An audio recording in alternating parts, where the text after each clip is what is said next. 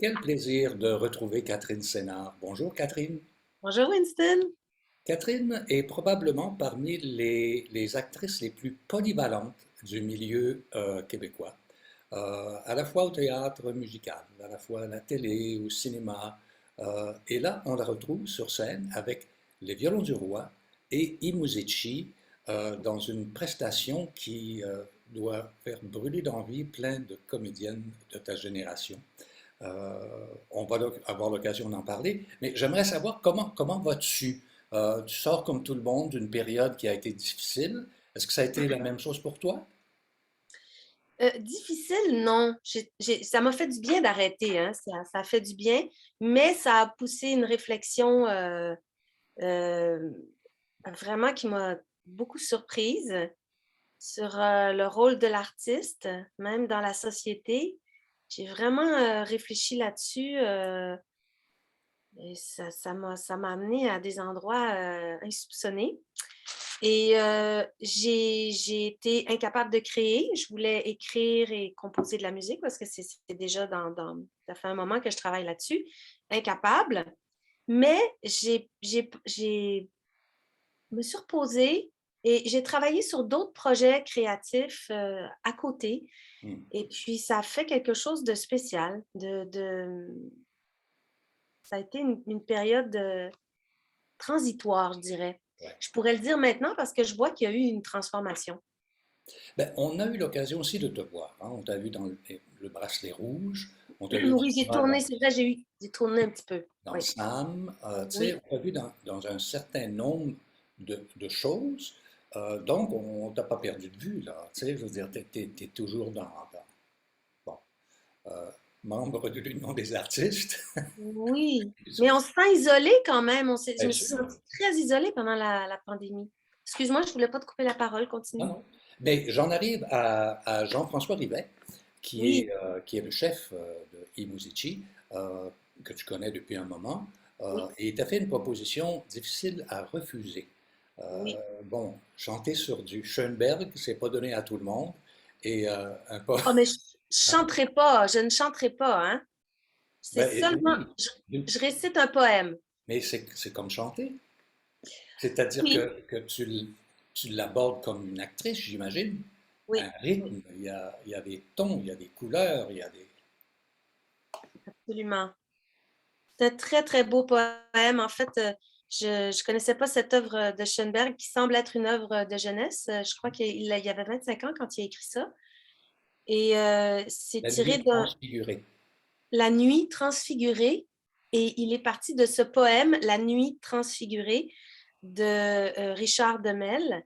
Mhm. Et qui est vraiment, l'œuvre a fait scandale à l'époque parce que le poème est, pour l'époque, là, je crois que ça a été écrit en 1899 et on parle, le thème de ce poème-là est deux êtres qui se promènent et qui se parlent.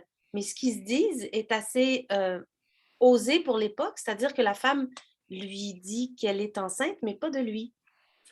Et ça a fait scandale à l'époque, mais pas longtemps, il paraît, parce que l'œuvre est tellement magnifique musicalement, c'est tellement chargé et tellement foisonnant. Là, il y a- les émotions sont très, très, très généreuses et ça vient avec tous les tourments qui viennent avec ce poème-là, mais c'est un très beau poème lumineux au bout du compte. Mais il faut comprendre que Imuzishi travaille conjointement avec les violons du roi de Labadie, Bernard Labadie, et il va y avoir un foisonnement de cordes qui doit être assez impressionnant. Vous avez sans doute eu l'occasion de répéter ensemble. Pas encore. Aïe! Ça se passe aujourd'hui. Il faut Je dire que rencontre beaucoup. c'est le 26, donc c'est dans 2 jours. Donc Oui, c'est ça. ça va être, les émotions vont être là, tu sais, ça va Oui, oui, oui, oui, couper oui. dessus, hein, quelque part. C'est Il faut dire vraiment, que c'est une œuvre magnifique. C'est une œuvre magnifique. Oui. toi, tu as un rapport à la musique qui est très personnel aussi. Hein. Tu écris, tu as fait à un moment donné une espèce d'hommage, tu as enregistré un hommage à un de nos auteurs, compositeurs, interprètes bien Stéphane connu Venn. au Québec, oui, Stéphane Venn. Et moi, je t'ai entendu dans bon, différentes choses. En théâtre musical, non seulement est-ce que tu es une actrice formidable, mais en même temps, tu as une super belle voix. Et alors, il faut reconnaître ça aussi. C'est Mais pas un milieu qui était inconnu. non, mais en fait, je viens d'un milieu musical. Mon père est chef d'orchestre, Jean-François Sénard. Il vit plus au Québec maintenant, il est en France. Euh, il est retourné en France. Ma mère est chanteuse d'opéra. J'ai un oncle qui est pianiste classique. J'ai une tante qui est comédienne. C'est finalement, j'ai fait le même métier qu'elle, mais il reste que mon background fondamental, il est musical. Ouais. Alors, j'ai fait du piano quand j'étais petite. Ma mère m'a donné mes premiers cours de chant. Alors, c'est toujours resté. Puis j'écoutais beaucoup de musique, mais de tout ordre. Hein. Quand j'étais adolescente, bien sûr, je me suis mise à écouter des choses vraiment plus pop, mais de tout ordre. Mais j'ai eu un coup de foudre un moment pour la musique de la Renaissance. Monteverdi, c'était le maître de la polyphonie. Il y en a eu d'autres à son époque aussi, mais il était vraiment maître, lui. J'ai écouté mes nombres d'œuvres de Monteverdi. Après ça, musique baroque, enfin. Alors, c'était dans mes amours, là. C'était la musique. Ça A tombe toujours été bien aussi présent. parce qu'en début de programme, jeudi, c'est Corélie qu'on va Oui, entendre dans trois petites choses différentes. Et ça aussi, j'imagine que ça va te préparer à entrer en scène d'une certaine façon. ben Euh, oui, complètement. c'est très Oui, émouvant. Puis il y a aussi une création le même soir de Stacey Brown oui, qui a écrit, qui a travaillé à Montréal, qui voyage beaucoup aussi. Mais Stacey Brown, c'est Où la nuit, c'est le titre de sa création que j'aimerais beaucoup entendre.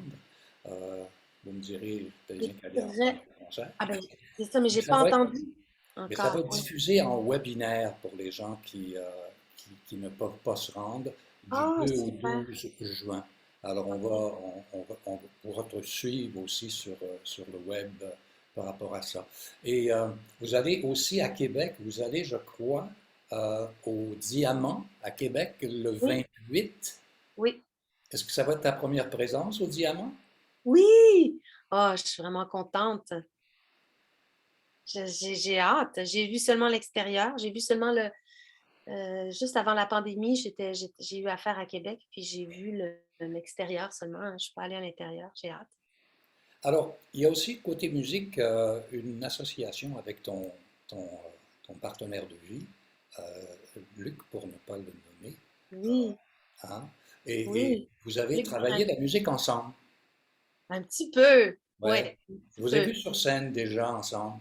Oui. C'était très beau. Ça- Ah, c'est toujours un immense bonheur. C'est pas toujours évident, hein, être un couple dans la vie, puis travailler ensemble.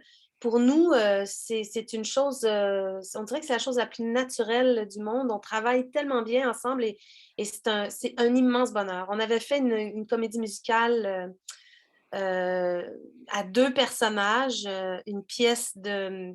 Ben ça me... OK, on oublie ça. Vous irez voir mon CV. Une pièce de Neil Simon, bon, Oui. est mise en musique par Marvin Hamlish. En tout cas, c'était super. Catherine, c'est vraiment super chouette de te parler et moi j'invite les gens à aller faire un tour, voir ce concert qui est le dernier concert de la saison officielle, soit dit en passant, Ah euh, oui, oui. de Imuzishi. Et avec les violons du roi, évidemment, ça va être une foule de cordes, c'est-à-dire Ah, j'ai très, très hâte. Winston, je veux juste rajouter que l'œuvre de Stacey Brown, moi, je ne l'ai pas entendue encore. Là. Ça va se passer cet après-midi. J'ai vraiment hâte parce que c'est une auteure contemporaine très importante et très intéressante. Moi, je n'ai pas entendu ses œuvres orchestrales, donc j'ai vraiment hâte d'entendre. Et je lis un poème juste avant, un poème de Sandrine Davin qui s'appelle Un ailleurs. Et voilà. as-tu le texte sous la main? Oui, j'ai le texte sous la main. Ah, m'en ferais-tu un petit bout? Mais c'est très, très beau. C'est très court. Je peux le Mhm, lire au complet. absolument. À l'heure où la nuit se tord, une page se tourne. Dans un éphémère silence, le visage fané refleurira sous un autre jour, dans un autre temps. Un ailleurs se dessine, mais nul ne le sait.